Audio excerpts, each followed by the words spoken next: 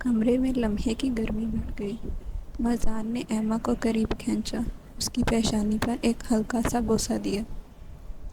دونوں لمحہ بھر خاموش رہے، بس دلوں کی دھڑکنیں سنائی دے رہی تھیں۔ پھر نوزان نے سنجیدگی سے پوچھا، ایما، تم اس اسرار پروجیکٹ پر کیا کام کر رہی تھی؟ میں نے سنا ہے کہ تم ٹائم مشین کی ریسرچ میں شامل تھی۔ ایما کی آنکھوں میں ایک چمک آ گئی، جیسے برسوں پرانی یادوں کا دروازہ کھل گیا۔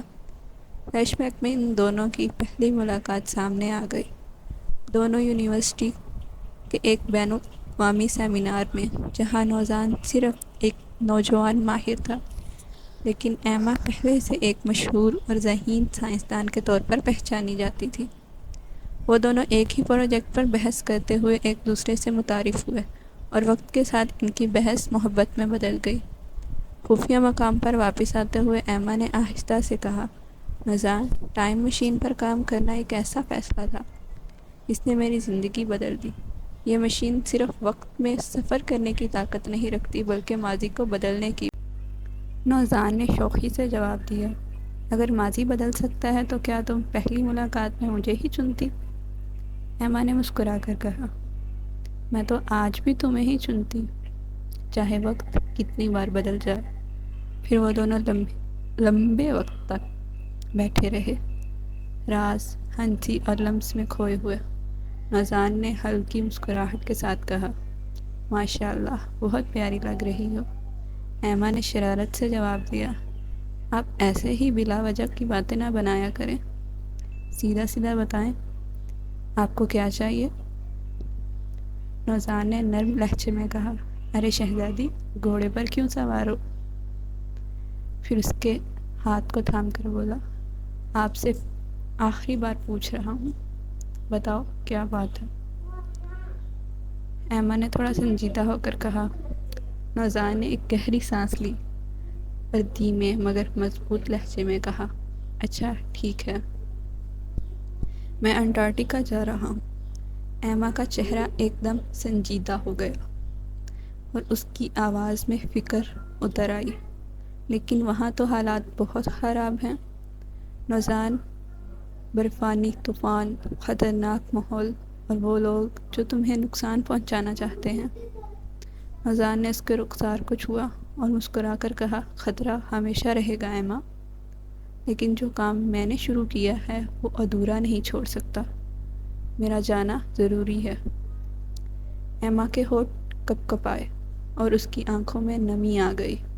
نوزان نے اسے قریب کھینچا، جب تک میں واپس نہیں آتا، ہمارے لٹل فلاور کا خیال رکھنا، اور وہاں مجھے یقین ہے کہ تمہارے خواب کو حقیقت بنانے کے لیے جو مشن کا حصہ چاہیے وہ مجھے وہیں ملے گا۔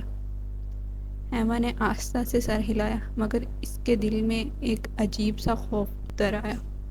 نوزان نے ایما کو اپنی طرف کھینچا، مسکراتے ہوئے بولا، تمہیں کیا لگتا ہے میں تمہیں چھوڑ جاؤں گا؟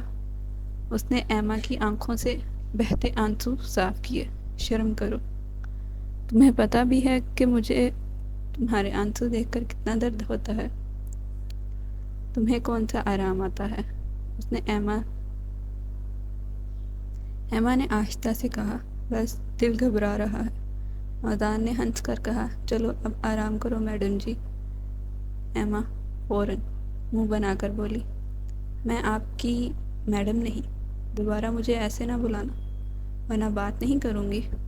نوزان شرارتی انداز میں بولا، اگر تم نے بات نہ کی تو میں صوفے سے کود جاؤں گا، سوچ لو۔ ایما ہنستے ہوئے، اور اگر میں کود گئی تو؟ نوزان نے مذاق میں ڈرنے کا انداز بنایا، پھر تو میری جان لو گی۔ ایما نے شرارت سے کہا، تو پھر تم نے مجھے میڈم کیوں کہا؟ نوزان مسکراتے ہوئے جواب دیا، کیونکہ میں تو چھوٹا سا بچہ ہوں، میرا دل بند ہو جاتا ہے تمہاری ناراضگی سے۔ ایما نے ہنستے ہوئے چھیڑا، اگر تم بچے ہو تو تمہیں بیبی کیوں نہ کہوں؟ دونوں ایک دوسرے کو دیکھ کر ہنس پڑے، چھیڑتے اور ہلکی پھلکی شرارتوں میں رات گزر گئی۔ نوزان نے ایما کو اپنے بازو میں لیا، اس کی پیشانی پر بوسہ دیا، اور وہ دونوں لمحے گویا وقت کی گرفت سے آزاد ہو گئے۔ اگلی صبح ایما اپنے خفیہ کمرے میں بیٹھی تھی۔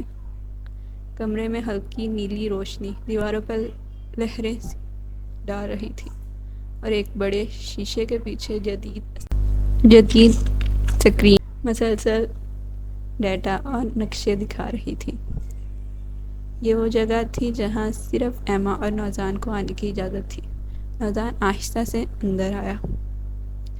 دروازہ بند ہوتے ہی کمرے کا حفاظتی لاک خودکار طور پر لگ گیا۔ چھپ کے کیوں بیٹھی ہو یہاں؟ نوزان نے مسکراتے ہوئے کہا۔ ایما نے بغیر اس کی طرف دیکھے جواب دیا، کیونکہ میں نہیں چاہتی کہ باقی لوگ میرا یہ حال دیکھیں۔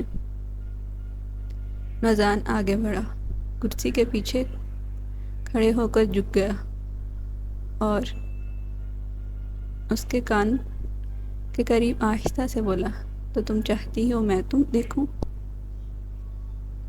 ایما نے ہلکی سی نظر اس طرف ڈالی، مگر پھر نظریں جھکا لی۔ نوزان نے کرسی گھما کر اسے اپنی طرف کیا اور اس کے آنسو صاف کرتے ہوئے بولا، شرم کرو، تمہیں پتہ بھی ہے کہ تمہارے آنسو مجھے اندر سے توڑ دیتے ہیں۔ ایما نے ہلکی سی مسکراہٹ دبا لی، تو پھر مت جاؤ۔ نوزان نے اس کے دونوں ہاتھ پکڑ لیے۔ یہ سفر ضروری ہے، صرف میرے لیے نہیں بلکہ تمہارے لیے بھی۔ کچھ لمحے خاموشی کے گزرے، پھر نوزان نے ہنستے ہوئے کہا، چلو ایک بار مسکرا دو تاکہ تمہاری یہ تصویر یاد رکھ سکوں۔ ایما نے ضد میں کہا، یہاں مجھے دوبارہ بلاؤ، مگر اس بار میڈم مت کہنا ورنہ بات نہیں کروں گی۔ نوزان ہنسا، ارے جان تو ناراض ہو گئی تھی اس بار؟ ایما نے منسوخی غصے میں کرسی سے اٹھ کر پیچھے ہٹنا چاہا، مگر نوزان نے فوراً بازو پکڑ کر قریب کھینچا، اگر تم بات نہیں تو میں یہاں سے کود جاؤں گا۔ ایما نے آنکھیں پھیلا کر کہا، شرم کرو، جان لو گے کیا میری؟ نوزان نے ہلکی سی شرارت بھری مسکراہٹ کے ساتھ کہا، تو پھر میری جان مجھے جانے دو۔ دونوں ہنس پڑے اور لمحہ کچھ نرم سا ہو گیا۔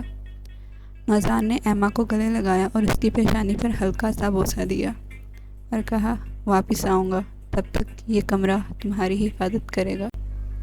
کچھ لمحوں بعد وہ دروازہ کھول کر باہر نکل گیا اور ایما وہیں کھڑی دروازے کے بند ہونے تک اس کی پشت دیکھتی رہی۔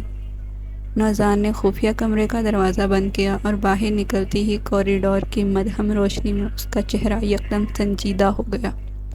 ابھی چند لمحے پہلے وہ ایما کے ساتھ نرم لہجے میں بات کر رہا تھا، مگر اب اس کی آنکھوں میں وہی پرانا ٹھنڈا اور حسابی انداز واپس آ گیا۔ کوریڈور کے آخر میں ایک چھوٹا سا دروازہ تھا، مگر کسی ہینڈل کے۔ نوزان نے جیب سے ایک پتلی سی سیاہ کارڈ نکالی اور دروازے پر لگا دیا۔ ایک لمحے میں دروازہ خاموشی سے کھل گیا اور اندر داخل ہوتے ہی ایک چھوٹا مگر انتہائی جدید لیب سامنے آ گئی۔ شیشے کے کیپسول میں چمکتی نیلی مائع بھرے ہوئے تھے۔ درمیان میں ایک دھات کا چیمبر تھا جس پر لکھا تھا سیکشن 3 نیورل کور۔ نوزان نے دھیرے سے ہاتھ چیمبر پر رکھا اور سرگوشی کی، یہی ہے وہ حصہ ایما کے اندر مکمل ہونا تھا، مگر اب میں اس کا متبادل انٹارکٹیکا میں ڈھونڈوں گا۔ لیب کے ایک کونے میں سکرین پر ایما کی بائیو میٹرک ریڈنگز چل رہی تھیں، دل کی دھڑکن، دماغی لہریں اور ایک خفیہ فائل جس کا نام لٹل فلاور پروٹوکول۔ نوزان اس فائل کو چند سیکنڈ تک دیکھتا رہا، پھر چپ چاپ سکرین بند کر دی۔ اسے کبھی معلوم نہیں ہونا چاہیے، ابھی نہیں۔ دروازہ آہستہ سے بند ہوا اور کمرے میں صرف مشینوں کی ہلکی گونج باقی رہ گئی۔ نوزان لمبے قدموں سے آگے بڑھا، جیسے وہ خود کو وقت کے خلاف دوڑ میں دیکھ رہا ہو۔ نوزان نے مین ہال کے آٹومیٹک دروازے کو کراس کیا تو سامنے ایک لمبی کانفرنس ٹیبل تھی، شیشے کی دیواریں، اس بار شہر کی نیلی روشنائیاں جھلمل کر رہی تھیں۔ ہر ہال کے اندر ایک دبنگ خاموشی چھائی ہوئی تھی۔ ٹیبل کے گرد 5 لوگ بیٹھے ہوئے تھے، ہر ایک کی آنکھوں میں مہارت اور خطرے کی جھلک تھی۔ ڈاکٹر لیان جینیٹکس کے ماہر جس نے وائرس دی کے پرانے ڈی این اے سیکوینسز توڑے تھے۔ کیپٹن آندرے ولکور، سابق اسپیشل فورسز کمانڈر، جو اب سیکیورٹی اور خطرناک ماحول میں سروائیول کا ماہر تھا۔ ڈاکٹر ایان خان، پاکستانی نیورل سائنسدان، دماغی لہروں اور بائیونک ورکنگ پر کام کرنے والا۔ ایلا مورگان، روبوٹکس اور ڈرونز اسپیشلسٹ، کارلا کے ڈیولپمنٹ میں بھی حصہ لے چکی تھی۔ فیرا اسٹروم، ماہر موسمیات اور انٹارکٹیکا کی خطرناک جمی ہوئی دیواروں کی واحد گائیڈ، اس نے 3 بار موت کو مات دی تھی، نوجوان آ کر اپنی جگہ سنبھالی۔ آٹم اور میٹنگ شروع ہو گئی۔ ہمیں انٹارکٹیکا میں ایک مخصوص زون میں جانا ہوگا، بلڈ سی کے مرکز تک۔ وہاں ہمیں وہی چاہیے جو اس وائرس کو ختم کرنے کی آخری امید ہے، لیکن یہ مہم آسان نہیں ہوگی، کیپٹن آندرے نے فائل کھولتے ہوئے کہا۔ ریڈار اور سیٹلائٹ امیجز بنا رہی ہے اور اس علاقے میں برف نیچے حرکت کر رہی ہے اور یہ حرکت قدرتی نہیں لگتی۔ To be continue.